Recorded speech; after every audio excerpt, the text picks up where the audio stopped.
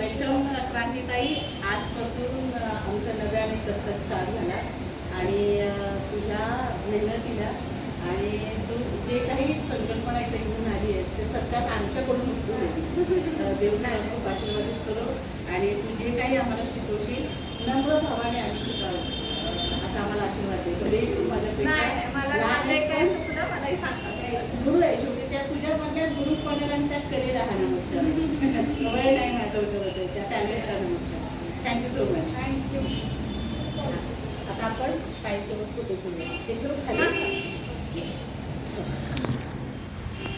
पाठीच्या आपल्या नाही